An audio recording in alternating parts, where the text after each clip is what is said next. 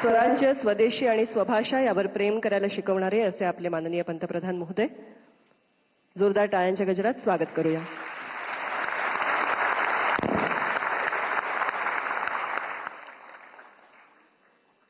कार्यक्रम में उपस्थित वरिष्ठ नेता श्रीमान शरद पवार जी,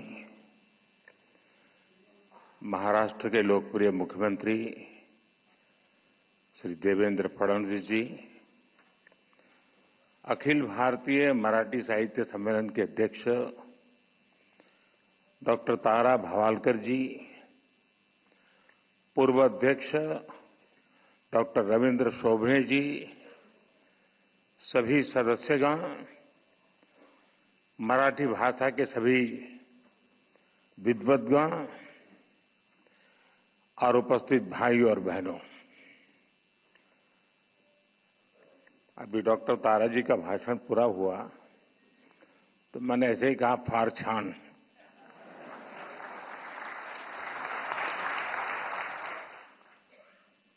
तो उन्होंने मुझे गुजराती में जवाब दिया कि बड़े पर गुजराती आवड़े छे.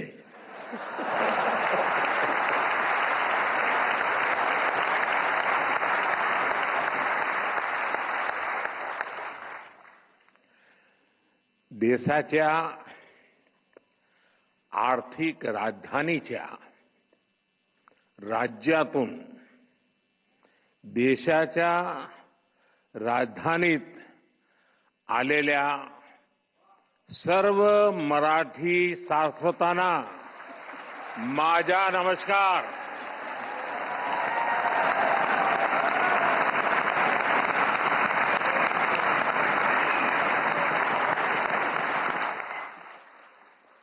आज दिल्ली की धरती पर मराठी भाषा के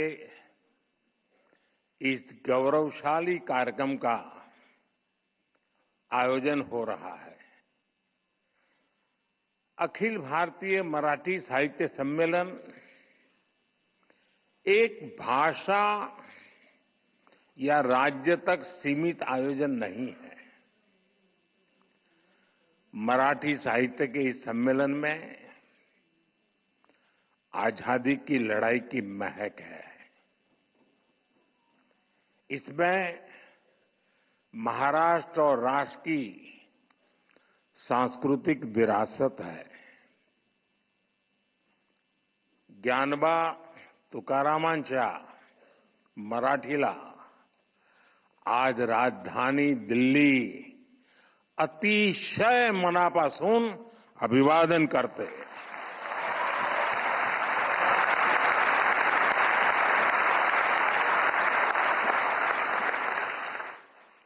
भाइयों बहनों, 1878 में पहले आयोजन से लेकर अब तक अखिल भारतीय मराठी साहित्य सम्मेलन देश की 147 वर्षों की यात्रा का साक्षी रहा है. महादेव गोविंद रानडे जी, हरिनारायण आप्टे जी, माधव श्रीहरि अणे जी, शिवराम परांजपे जी, वीर सावरकर जी, देश की कितनी ही महान विभूतियों ने इसकी अध्यक्षता की है. शरद जी के आमंत्रण पर आज मुझे इस गौरवपूर्ण परंपरा से जुड़ने का अवसर मिल रहा है. मैं आप सभी को देश दुनिया के सभी मराठी प्रेमियों को इस आयोजन की बहुत बहुत बधाई देता हूं. आणि आज तर जागतिक मातृभाषा दिवस आहे. तुम्ही दिल्लीतील साहित्य संमेलनासाठी दिवस सुद्धा अतिशय चांगला निवडला.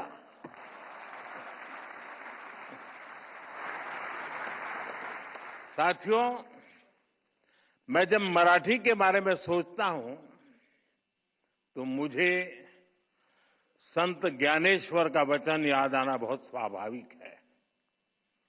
माझ्या मराठीची बोलू कौतुके, परी अमृतातेही पैजासी जिंके। यानी मराठी भाषा अमृत से भी बढ़कर मीठी है। इसलिए मराठी भाषा और मराठी संस्कृति के प्रति मेरा जो प्रेम है, आप सब उससे भली भांति परिचित है। मैं आप विद्वानों की तरह मराठी में उतना प्रवीण तो नहीं हूं, लेकिन मराठी बोलने का प्रयास, मराठी के नए शब्दों को सीखने की कोशिश मैंने निरंतर की है। साथियों, ये मराठी सम्मेलन एक ऐसे समय हो रहा है जब छत्रपति शिवाजी महाराज के राज्याभिषेक के 350 वर्ष पूरे हुए हैं। जब पुण्य श्लोक अहिल्याबाई होलकर जी की जन्म जयंती के 300 वर्ष हुए हैं और कुछ ही समय पहले बाबा साहब अंबेडकर के प्रयासों से बने हमारे संविधान ने भी अपने 75 वर्ष पूरे किए हैं।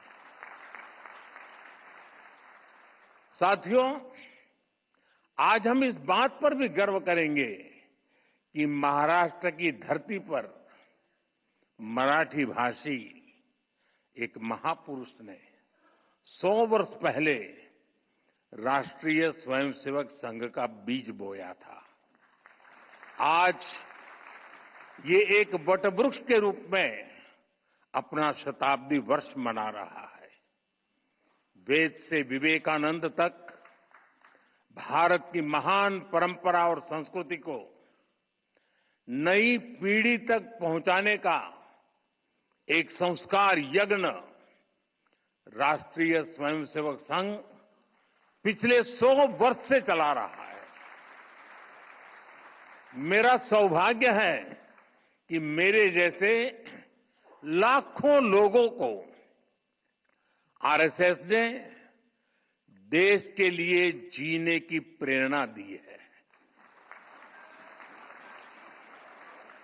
और संघ के ही कारण मुझे मराठी भाषा और मराठी परंपरा से जुड़ने का भी सौभाग्य प्राप्त हुआ।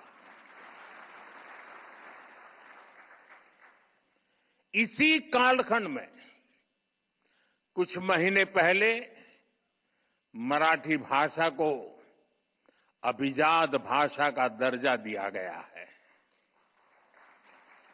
देश और दुनिया में 12 करोड़ से ज्यादा मराठी भाषी लोग हैं। मराठी को अभिजात भाषा का दर्जा मिले, इसका करोड़ों मराठी भाषियों को दशकों से इंतजार था। ये काम पूरा करने का अवसर मुझे मिला। मैं इसे अपने जीवन का बड़ा सौभाग्य मानता हूं। माननीय विद्वद्जन, आप जानते हैं, भाषा केवल उसके संवाद का माध्यम पर नहीं होती है। हमारी भाषा हमारी संस्कृति की संवाहक होती है। ये बात सही है कि भाषाएं समाज में जन्म लेती है, लेकिन भाषा समाज के निर्माण में उतनी ही अहम भूमिका निभाती है। हमारी मराठी ने महाराष्ट्र और राष्ट्र के कितने ही मनुष्यों के विचारों को अभिव्यक्ति देकर हमारा सांस्कृतिक निर्माण किया है। इसलिए समर्थ रामदास जी कहते थे, मराठा तीतू का मेळवावा, महाराष्ट्र धर्म वाढवावा, आहे तितके जतन करावे, पुढे आणीक मिळवावे, महाराष्ट्र राज्य करावे. जिकडे तिकडे मराठी एक संपूर्ण भाषा है. इसलिए मराठी में शूरता भी है, वीरता भी है. मराठी में सौंदर्य भी है, संवेदना भी है, समानता भी है, समरसता भी है. इसमें आध्यात्म के स्वर भी है और आधुनिकता की लहर भी है.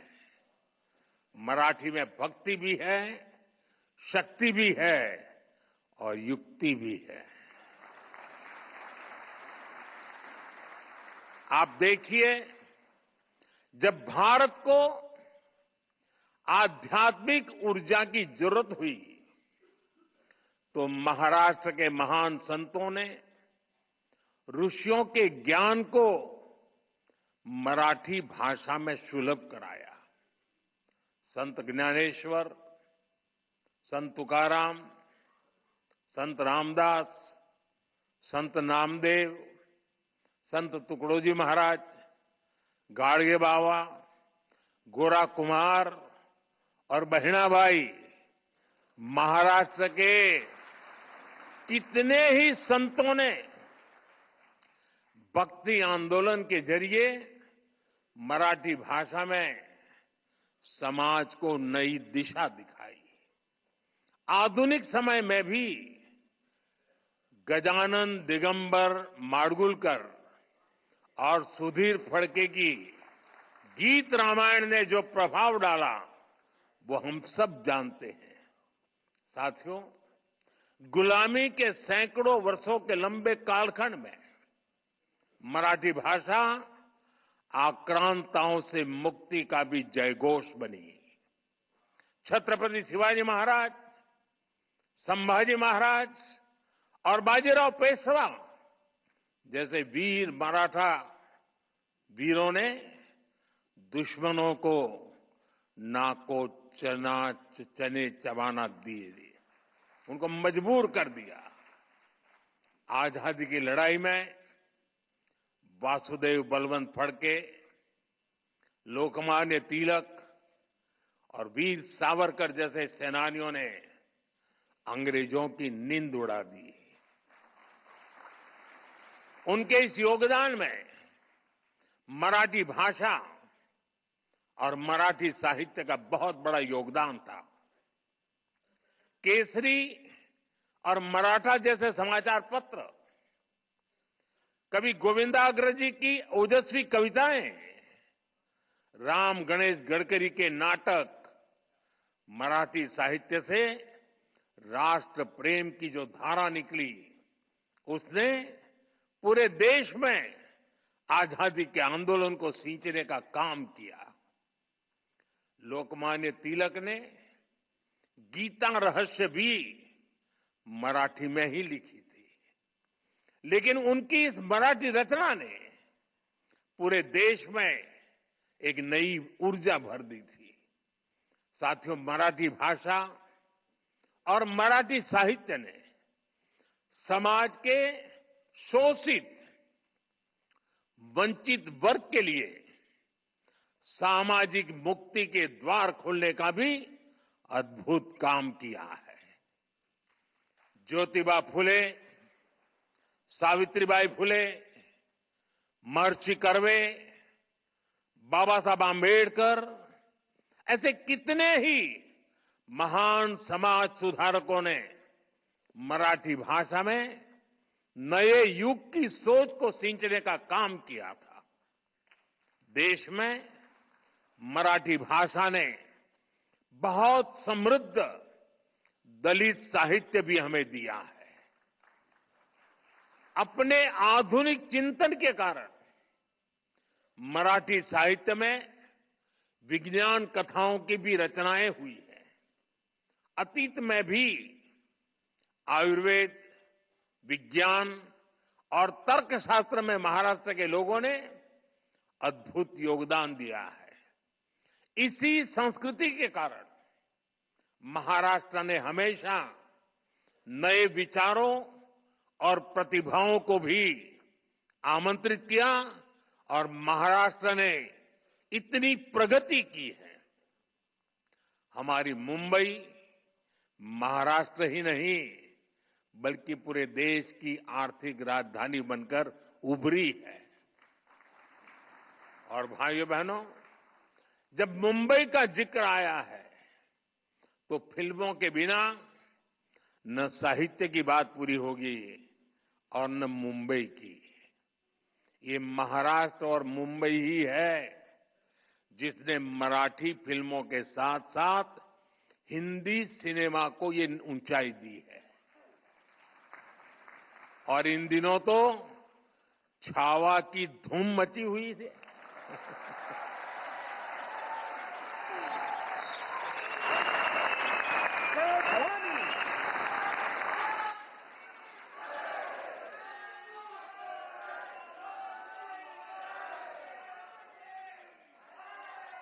संभाजी महाराज के शौर्य से इस रूप में परिचय शिवाजी सावंत के मराठी उपन्यास ने ही कराया है। साथियों, कवि केशव सूत का एक पद है, जूने जाऊं दया मरना लागूनी जाळूनी किंवा परूनी टाका सड़त न एक्या ठाई ठाका, यानी हम पुरानी सोच पर थमे नहीं रह सकते। मानवीय सभ्यता, विचार और भाषा लगातार इवॉल्व होते रहते हैं। आज भारत दुनिया की सबसे प्राचीन जीवंत सभ्यताओं में से एक है, क्योंकि हम लगातार इवॉल्व हुए हैं। हमने लगातार नए विचारों को जोड़ा है, नए बदलावों का स्वागत किया है। भारत में दुनिया की सबसे बड़ी भाषाई विविधता इसका प्रमाण है। हमारी ये भाषाई विविधता ही हमारी एकता का सबसे बुनियादी आधार भी है। मराठी खुद इसका सबसे बड़ा उदाहरण है, क्योंकि हमारी भाषा उस मां की तरह होती है जो अपने बच्चों को नए से नया, अधिक से अधिक ज्ञान देना चाहती है। मां की तरह ही भाषा भी किसी से भेदभाव नहीं करती। भाषा हर विचार का, हर विकास का आलिंगन करती है। आप जानते हैं, मराठी का जन्म संस्कृत से हुआ है, लेकिन इसमें उतना ही प्रभाव प्राकृत भाषा का भी है। ये पीढ़ी दर पीढ़ी आगे बढ़ी है। इसने मानवीय सोच को और अधिक व्यापक बनाया है। अभी मैंने लोकमान्य तिलक जी की गीता रहस्य का जिक्र किया। गीता रहस्य संस्कृत गीता की व्याख्या है। तिलक जी ने मूल गीता के विचारों को लिया और मराठी बोध से उसे और ज्यादा जन सुलभ बनाया। ज्ञानेश्वरी गीता में भी संस्कृत पर मराठी में टिप्पणी लिखी गई।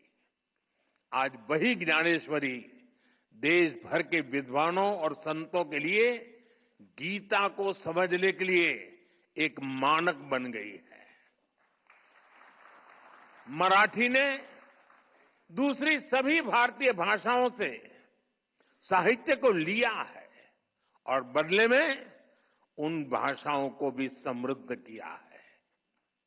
जैसे कि भार्गव राम विठ्ठल बरेकर जैसे मराठी साहित्यकारों ने आनंद मठ जैसी कृतियों का मराठी अनुवाद किया।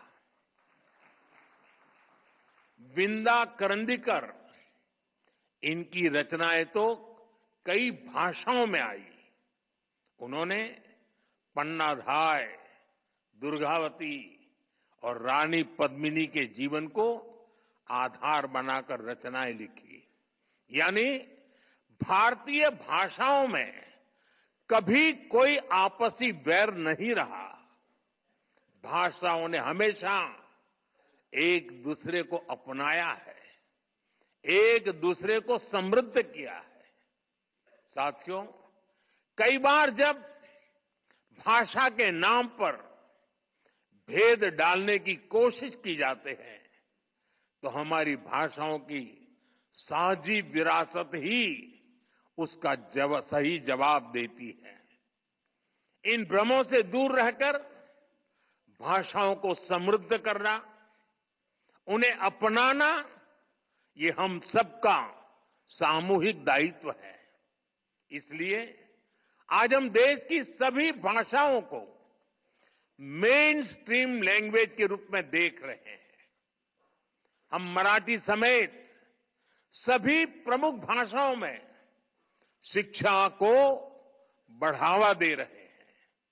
अब महाराष्ट्र के युवा मराठी में हायर एजुकेशन, इंजीनियरिंग और मेडिकल की पढ़ाई वहां का युवा आसानी से कर सकेंगे। अंग्रेजी न जानने के कारण प्रतिभाओं की उपेक्षा करने वाली सोच को हमने बदल दिया है। साथियों, हम सब कहते हैं कि हमारा साहित्य समाज का दर्पण होता है। साहित्य समाज का पथ प्रदर्शक भी होता है। इसलिए साहित्य सम्मेलन जैसे कार्यक्रमों की, साहित्य जैसे जुड़ी संस्थाओं की देश में बहुत अहम भूमिका होती है। गोविंद रानडे जी, हरिनारायण आप्टे जी, आचार्य अत्रे जी, वीर सावरकर जी, इन महान विभूतियों ने जो आदर्श स्थापित किए, मैं आशा करता हूं अखिल भारतीय मराठी साहित्य महामंडल उन्हें और आगे बढ़ाएगा। 2027 में साहित्य सम्मेलन की इस परंपरा को 150 वर्ष पूरे होंगे और तब 100वां सम्मेलन होगा। मैं चाहूंगा आप इस अवसर को विशेष बनाएं। इसके लिए अभी से तैयारी करें। कितने ही युवा आजकल सोशल मीडिया के जरिए मराठी साहित्य की सेवा कर रहे हैं। आप उन्हें मंच दे सकते हैं, उनकी प्रतिभा को पहचान दे सकते हैं। ज्यादा से ज्यादा लोग मराठी सीखें, इसके लिए आप ऑनलाइन प्लेटफॉर्म को, भाषिणी जैसे इनिशिएटिव्स को बढ़ावा दें। मराठी भाषा और साहित्य को लेकर युवाओं के बीच प्रतियोगिताओं का आयोजन भी किया जा सकता है। मुझे विश्वास है आपके ये प्रयास और मराठी साहित्य की प्रेरणाएं विकसित भारत के लिए 140 करोड़ देशवासियों को नई ऊर्जा देंगे, नई चेतना देंगे, नई प्रेरणा देंगे। आप सभी महादेव गोविंद रानडे जी, हरिनारायण आप्टे जी, माधव श्री हरि अणे जी, शिवराम परांजपे जी जैसे महान व्यक्तित्वों की महान परंपरा को आगे बढ़ाएं। इसी कामना के साथ आप सभी का एक बार फिर बहुत बहुत धन्यवाद। Thank you.